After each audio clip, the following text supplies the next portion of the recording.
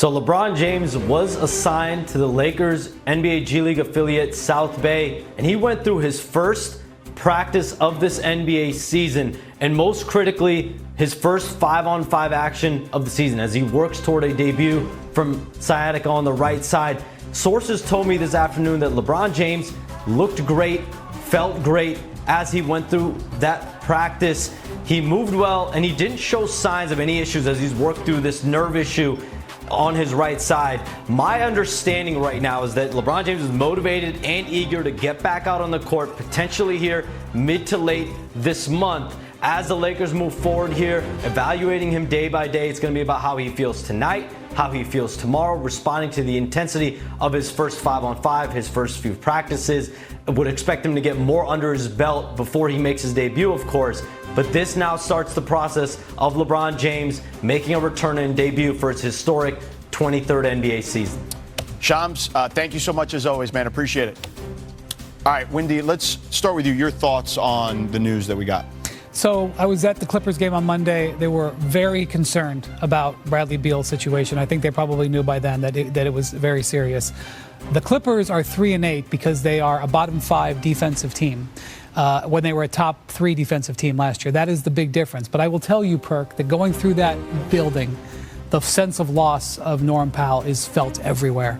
That decision had multiple layers. Also, was a contractual decision, especially the fact that Norm is killing in Miami.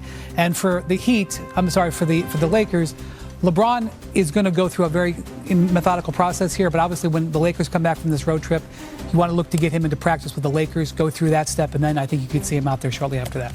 40-year-old LeBron James is in the best probably scenario that he's been since he won a championship in 2016. He has 2 guys that he can rely on in Luka Doncic and Austin Reeves.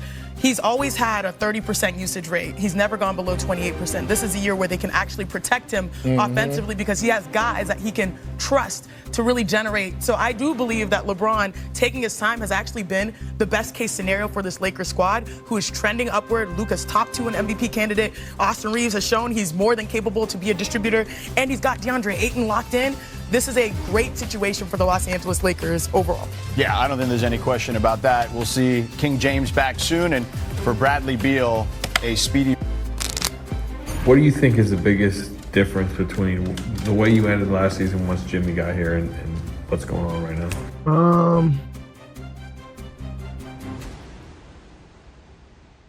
I think everybody was committed to winning and doing that any way possible. And right now, it doesn't feel that way. I think everyone has a personal agenda in this league, but you have to make those personal agenda work in the team confines. And if it doesn't work, then you kind of got to get rid of your agenda. Or eventually the agenda is the cause of someone getting rid of you. Where does that lack of commitment to winning show up on the court? Getting your ass kicked by 30 shows up fast. Interesting comments there by Draymond. The Warriors have been an enigma wrapped in a mystery so far this season. Through 12 games, already having 3 losses by at least 20 points. Last season, the Dubs had 5 20-point losses in total, which has folks in the Bay a bit concerned. So we now welcome in Anthony Slater, who covers the Warriors. Anthony, you had a front row seat to Draymond questioning the Warriors' commitment to winning. What more can you tell us about those comments? Yeah, I actually went up to Draymond afterwards and kind of tried to clarify it a little bit. You know, he made sure to say I was speaking about everyone, and that's been some of the, noise coming from the Warriors today. Is like it's an everyone needs to help fix this type of thing. The veterans didn't play well last night and haven't played well recently, but when you start talking about personal agendas and just the way that answer was framed, obviously you look at 2 of the Warriors' youngest players who have publicly voiced their desires for more. Jonathan Kuminga, we know about the contract situation this summer. He started the season well. He's tailed off a bit lately, a lot of turnovers. And then Brandon Podziemski, he's made a lot of comments about, his long-term career desires. And he had a quote in a press conference about how he hopes to be better than Steph Curry. And I think there's a little bit of, eye rolling at some of the comments, but also a look at Kuminga and Podziemski going, the veterans need help now. They're tired already early in the season. Steph was sick. And they just, if these guys are going to be about it and lead their career, they need to do it and do it in a way that helps them win. So, Anthony, look, the Warriors were not very good on either end yesterday, but what's been the big issue with them offensively to start the season? If I'm going to be honest, I would say the lack of Steph Curry in the last 6 games. You mentioned kind of the Jekyll and Hyde act of the team. Well, they went 4-1 because Steph Curry was healthy, fresh coming out of the preseason. He had 42 in an overtime win, over the Nuggets. He was really good. And then on the road trip in India and Milwaukee, he played poorly, and the Warriors offense played poorly, and they lost. Then he got sick. He missed 3 games. Last night, he's huffing and puffing out there trying to get his conditioning back. Plays 20 minutes, shoots 4 of 13, fouls 5 times. And, it's the reality of this team. When Steph Curry's not there, oftentimes their flaws get exposed. You saw it in the second round against Minnesota when they lost all 4 games without him. And, I think the best cure for this team is a really good Steph Curry. All right, simple enough. We'll see how that all works out, Anthony. Thanks for the time. Appreciate it. All right, the Warriors are coming off their first game of a 6-game road trip that could spell some trouble. Golden State has now lost 6 straight games on the road, and 5 of their 6 games during this upcoming trip are against teams who either have a winning record or made the playoffs last season. All right, welcome into the studio. George Sedano in for Malika today. We're here with Janae Ogumike, Brian Windhorst, and Kendrick Perkins. Brian, I'll start with you. Your reaction to Draymond's comments. First off, I think it's a good idea not to make sweeping assessments on your team when you're on a 6-game road trip and you played in Oklahoma City. Everybody's going to feel a little beat up when they deal with the Thunder. But I absolutely do think Draymond was trying to send a message here. You could even see in the clip, he paused, and he's like, am I going to do this? Yes, I am. And he was trying to send a message to his teammates. I think what he was talking about is about team play, but I don't know what he was talking about. But he definitely wanted to send a message. And I will say this, talking to folks around the Warriors, this start of the season, even though it hasn't been crazy on this schedule, it has tired their older guys out. And so they have leaned on the younger players a little bit more, as we saw Steph miss some games with illness. And the younger players have kind of let the ball go through their fingers a little bit. So I do think there's a number of things that are going against them right now. Janae, what is your level of concern? Picking up what you're putting down, the ball going through their fingers, the young players, I think that's where their frustration is, because Jonathan Kuminga has 5 turnovers. The rest of the Warriors starters have 6 combined. Trayce Jackson-Davis, 6 turnovers. I think that's their issue. It's not the fact that they're turning the ball over, it's that the young players are.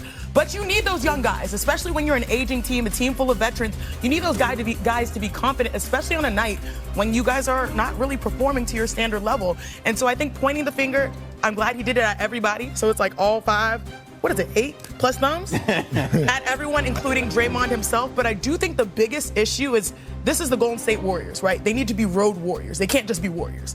Going up, having 6 of their last road games being lost. Like, he's putting a battery in their back, Draymond Green, to say, we have a tough test ahead and we need to meet the challenge. Perk? Well, 2 things. Number one, I'm glad Steve Kerr took ownership and saying that it's on me too as well to put those guys in position to be successful. That's number one. Number 2, Draymond. It's not a problem with younger guys having individual goals and agendas. You had them. You wanted to make all-star games. I'm going to give you a story. I'm with the Celtics. We just come out winning the NBA championship, right? KG is out the next year for a knee injury. Rondo is balling. I'm balling. I'm averaging a double-double. I'm knocking at the door of being an all-star. We go through a bad little slump, or I think we lose like 3 or 4 games in a row.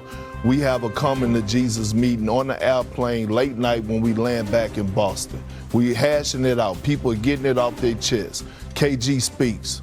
Perk, you my dog and all, but I feel like, bro, you playing selfish basketball. Like you trying to make the All-Star game. That's how it's looking, B. That's how you talking. That's how it's looking, B. I get up, I'm pissed. I'm walking off the plane. He like, my dog, you just gonna turn your back and walk off the plane? Sam Cassell goes to KG and tells KG, hey man, he should want to make the All-Star game. This young fella got goals, individual goals. KG comes to me the next day, I'm shooting, getting my workout in, and he said, Perk, dog, my bad, big dog. Any way I can help you reach that individual goal, you should want to make the All-Star game. That's what real leaders do. Yeah, for sure. No doubt about it. So, all right, we got to shift gears here because we have breaking news out of Los Angeles. We welcome in our senior insider, Shams Charania. Shams, what